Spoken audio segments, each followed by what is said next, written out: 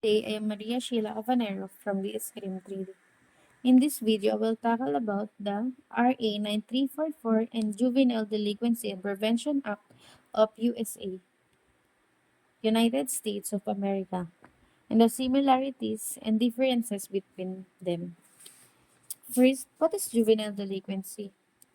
It is adopted on May 20, 2006, and amended in 2013. RA 9344 promotes the creation of a child-friendly justice system focused on rehabilitation and restoration rather than punishment. RA 9344 has a minimum age of criminal responsibility. It is originally 15 years old but revised of 12 years old for serious crime. For example, murder or robbery. Second, it focuses on rehabilitation and reintegration, not punishment.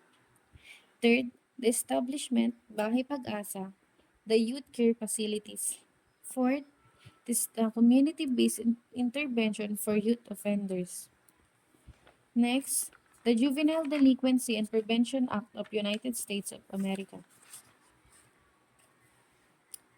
Explained in the U.S. law, first enacted in 1974, aimed at preventing delinquency and providing treatment for juveniles. The Juvenile Delinquency Act generally favors referring juveniles to state authorities, but it permits federal delinquency proceeding where the state court cannot or will not accept jurisdiction.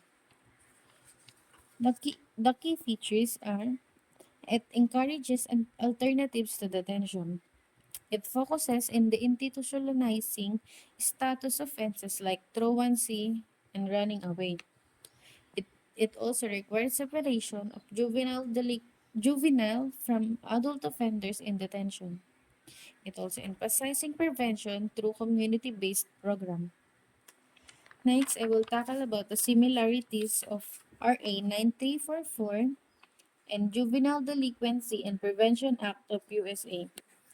First, they are both prioritizing rehabilitation, punishment. They are both prioritizing rehabilitation over punishment for youngs or juveniles. They are both prioritizing rehabilitation rather than punishing the juveniles. Second, community-based approaches are central to both laws.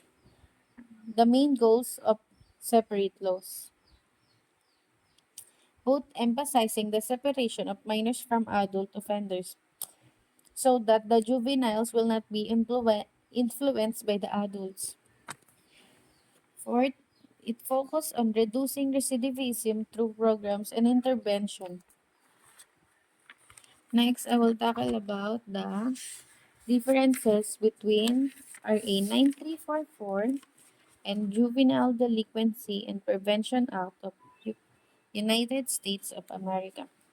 The, the detention facilities in RA 9344, they use as Bahay Pag-asa for the youth offenders or the juveniles. In US, juvenile detention centers with state-specific regulation. The age of criminal responsibilities are in RA 9344, they are originally 15 years old, lowered to 12 years old for serious crime like murder or robbery. In US, varies by state. Some states prosecute juvenile as young as 10. The legislative scope. In RA 9344, it covers the entire Philippines under one system. In US, the Juvenile Delinquency Federal Act provides guidelines. States implement their own laws.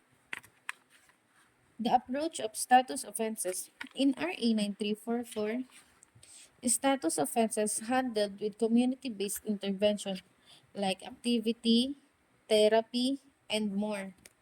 In US, the strong push of the institutional both varies by state.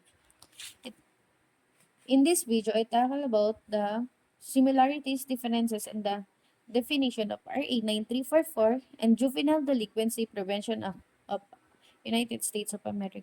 Thank you for listening.